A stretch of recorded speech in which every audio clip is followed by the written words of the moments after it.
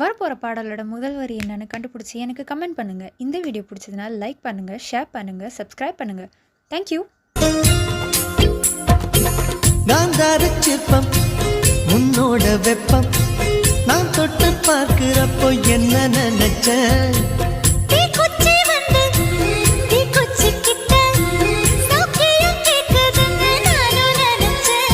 உன் கண்ண குழி முத்தம் வச்ச என்ன நினைச்சேன்,